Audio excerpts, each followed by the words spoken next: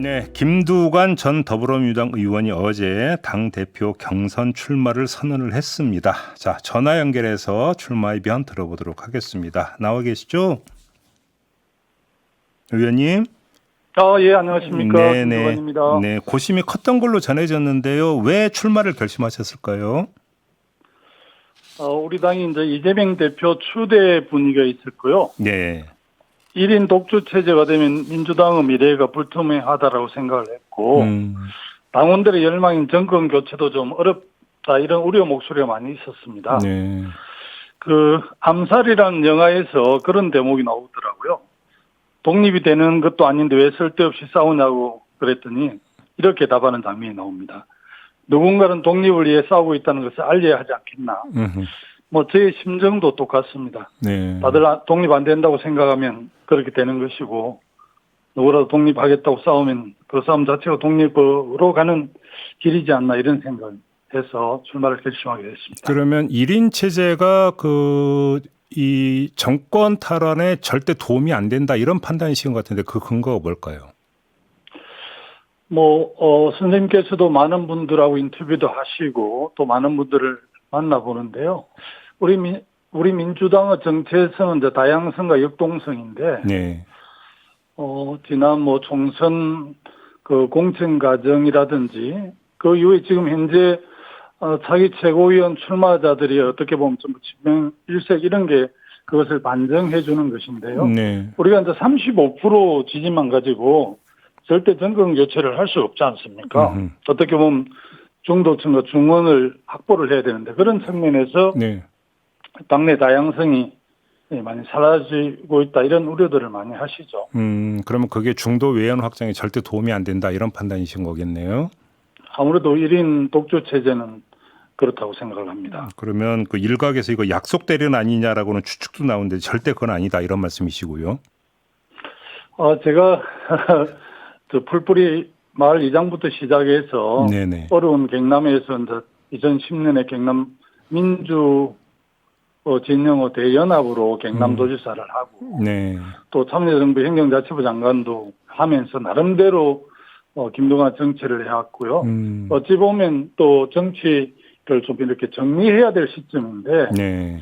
제 나이가 몇 살인데 그런 제 정치해야죠. 아무튼 출마 결심을 하신 다음에 이재명 전 대표하고는 혹시 좀 대화 나눠보셨어요? 지난 총선 끝난 이후에 네. 제가 오히려 우리 당에 어쨌든 압승한 것에 대해서 결과적으로 축하 전화드리고, 네. 또 낙동강 전선을 사수하지 못한 미안함 때문에 제가 전화를 한번 드리고, 그 이후에는 통화한 적은 없습니다. 그 이후로는 예. 박지원 의원, 예. 박지원 의원이 그 의원님에게 안 나오는 게 좋다라는 이야기를 해줬다고 지금 언론 인터뷰에서 밝힌 바가 있는데, 박지원 예. 의원은 어떤 취지로 이렇게 말렸던 거예요? 일단 박지원 원장님 제게 전화를 주신 게 아니고요. 네. 제가 이제 당내 어르신들한테 많이 이렇게 좀 자문을 구하는 과정에서 제가 전화를 드렸고, 네네. 다른 말씀들이 많이 당의 그 우려에 대해서 말씀들이 많이 좀 있었지만, 제 마지막에 그래도 그 어려운 걸 어떻게 김당이 십자가를 지려고 하느냐, 네. 저를 좀 아끼는 차원에서 이번에보다는 다음에 좀 준비를 해서 하는 게 좋지 않겠네, 그런 좋은 말씀을 주시더라고요. 예. 그래서 근데 그두절미하고 그냥 말렸다 이런 것만 언론에 보도돼서 저하고 박지원 의원님과 나눈 대화가 상당히 좀 다르게 전달된 측면이 있습니다. 그러니까 왜 십자가를 지려야 하느냐, 고통의 과정일 텐데 이런 취지로 말렸다라는 말씀이시네요. 네, 다른 당내 여러 가지 사항에 대한 우려 섞인 여러 가지 대화도 많이 있었고요. 네. 그럼에도 불구하고 마지막에 방송에서는 거두절미하고 그렇게 좀 내서 좀 아쉬웠습니다. 알겠습니다. 근데 이제 아마 박지원 의원도 그런 취지에 아마 걱정했는지는 모르겠지만, 또 한쪽에서는 의원님께서 이제 당대표 경선에서 이재명 전 대표와 각을 세우면 이른바 강성 당원들의 또 반발을 야기하지 않느냐라고 하는 그 우려 섞인 전망도 나오고 있는데, 이 점은 어떻게 지금 생각하고 계십니까? 저는 강성 당원들의 그런 염려를 하시는 분들이 좀 있는데요. 네. 제가 좀 맷집이 셉니다. 오히려 뭐 예. 그런 점들을 부당하게 하면 예. 전이가 더 불타죠. 그래요. 얼마든지 그런 그 정도는 견딜 수 있고요. 네. 또 당내 다양한 목소리를 수용하고 함께 네. 가야죠. 그래요. 예. 혹시 출마 선언 후에 뭐 어제 하셨기는 합니다만 아무튼 이제 출마 결심했다는 보도는 좀 전에 나왔으니까 좀 예. 당 안에서 도와주겠다 이렇게 좀 나선 분들이 있었나요? 뭐 동료 위원이었던 분들 한때 예. 이런 분들 염려 섞인 전화도 오고 걱정하는 전화도 많이 오고 했는데요. 음. 오히려 그냥 이번에 뭐 제가 우리 당 국회의원들이 170여 분 되는데 네. 한 7, 80여 분 정도 지지를 받으면 모를까. 뭐 5명이나 10명 정도 지지를 받는 게 무슨 의미가 있겠냐. 네. 오히려 뭐 그냥 도와주지 않아도 괜찮다. 예. 그렇게 말씀을 드렸고 네. 단기 필마로 한번 해보겠다. 네. 그렇게 캠프도 좀 이렇게 아주 가볍게 꾸리고 메시지 위주로 이렇게 했고요. 네. 조직 선거에 의존해서 할 수 없잖아요. 또 당 상황이 많이 바뀌기도 했고요. 네. 그런데 뭐 여의도 문법이 좀 익숙한 분들은 많이 걱정을 하시는데 일반 당원들은 굉장히 의미 있게 해석도 하고 네네. 격려 문자도 뭐 옆에 계시면 보여드릴 수 있는데 굉장히 많이 옵니다. 그래요? 예, 당내 민주주의를 위해서 네네. 나수정기 참 다행스럽다. 네. 꼭 승리했으면 좋겠다. 예. 그리고 또 저 스스로는 큰 선거이기 때문에 네. 계산하지 않고 출마를 한 겁니다. 네. 이줄면 저르는 게 어떨까 싶긴 한데요. 지금 뭐 일부 언론 보도는 벌써부터 의원님의 그 예상 득표율을 점치는 보도를 내놓고 있더라고요. 혹시 의원님도 보셨는지 모르겠습니다만. 그게 뭐 언론 보도에 밤늦게 점검을 하니까요. 예. 당연히 뭐 높지 않게 네. 나오죠. 뭐 보도를 보면은 예. 뭐 10%도 안 될 거라는 전망부터 많아야 20%다라는 전망까지 나온다. 이런 보도도 있었는데 어떻게 받아들이십니까? 그런 보도에 대해서 저는 개의치는 않고요. 네. 1%의 다른 목소리라도 대변하겠다는 그런 생무가 있다. 우리 당에 어쨌든 당의 미래를 걱정한다면 그런 상황이 나왔기 때문에 네네. 저는 뭐 2%만 받아도 성공이라는 생각을 하고 당당하게 하겠다는 그런 각오로 알겠습니다. 임하고 있습니다. 또 정치권 분석 가운데 하나가 의원님이 지금 당대표 경선에 그 나선 것은 대표 경선 그 다음을 바라보고 있기 때문 아니냐. 결국은 지방선거를 지금 바라보고 있는 거 아니냐. 이런 지금 분석도 있거든요. 어떤 말씀 주시겠습니까? 저는 뭐 2010년에 예. 경남도지사를 이미 지낸 바가 있고 네. 다시 뭐 도정을 돌아가겠다 이런 생각을 갖지는 않고요. 오히려 경남 지역의 차기 도정을 맡을 분들을 제가 오히려 찾아보고 있는 그런 상황이고요. 예. 어쨌든 뭐 저는 뭐 김대중 대통령이 늘 말씀하신 예.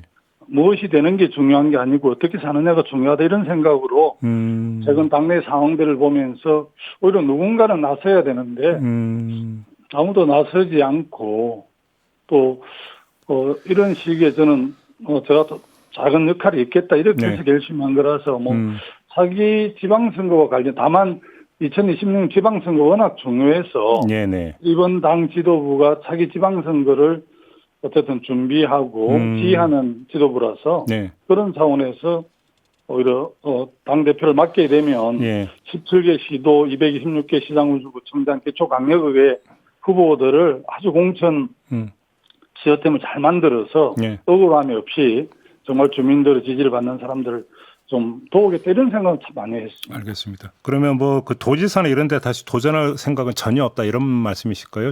예, 그렇게 이해하시면 됩니다. 알겠습니다. 아까 잠깐 그러니까 낙동강 벨트 패배를 언급을 하셨는데 자, 그러면 지방선거와 연결해서 한번 질문 하나만 드려볼게요. 그러니까 그 패배의 원인이 뭐 여러 가지가 있겠죠. 후보 요인도 있을 수 있고 선거 캠페인 요인도 있을 수 있을 거라고는 봅니다만 당의 정체성도 일정하게 영향을 미쳤다고 보십니까? 그리고 지금 의원님이 우려하시는 그 1인 독주 체제도 낙동강 벨트의 성적표에 일정하게 영향을 미쳤다고 보십니까?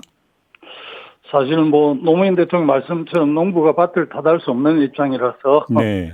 제 부도가 소치로 영양 부족으로 패했다고 인정할 수밖에 없지만 일반적으로 이제 부산이나 경남 시도민들은 아마 200석 이상 의석을 확보해서 윤석열 정권을 탄핵한다 하니까 근데 부산이나 경남 시도민들 입장에서는 윤석열 정권을 탄생시킨 뭐 주역들이잖아요. 네네네. 민주당이 제대로 하지도 못하면서 우리가 선택한 윤 정부를 탄핵한다고 200석을 넘게 확보를 해서 이거 안 되지 이렇게 해서 예. 보수 결집이 막판에 엄청 이루어진 측면들이 가장 크지 않을까 싶습니다. 그래요. 또 그럼 우리 당이 압승한 것에 대해서 예. 뭐 우리 당 지도부가 탁월하게 지도를 발휘하고 공천 행위를 통해서 압승을 했다는데 야권이 저는 거기에는 전혀 동의하지 않습니다. 알겠습니다. 우리 당의 뭐 그 지도력, 리더십 때문에 이긴 것이 아니라 우리 당 선거대책위원장을 해준 용산의 윤석열 대통령 그 덕분이라고 저는 진단하고 있기 때문에 이 압승에 대한 진단을 예. 저는 지금 지도부와는 훨씬 다른 생각을 갖고 있습니다. 알겠습니다. 마지막으로 어제 그 노무현 정신을 강조하셨더라고요, 의원님께서. 그러면 지금 이른바 1인 독주 체제 내지 일극 체제는 노무현 정신과 부합하지 않는다 이런 평가실까요? 예, 지금 뭐 대한민국 수도권 일극 중심 체제 때문에 대한민국 미래가 없는 건데요. 네. 제가 세종특별자치시에 산 것은 이제 국가균형 발전 상징 도시이기도 하고 노무현 참여정부에서 신행정 수도 건설 특별법을 제가 위반한 부처 장관으로서 네. 세종특별시하고 특별한 인연이 있기 때문에 그렇게 세종에서 다들 뭐 또 당원존이라든지 또 국회 소통관에서 하는데 좀 저는 다른 곳에서 하고 싶었습니다. 출마 기자회견을. 알겠습니다. 자, 말씀 여기까지 들어야 될 것 같네요. 고맙습니다, 의원님. 예, 고맙습니다. 네, 더불어민주당의 김두관 전 의원이었습니다.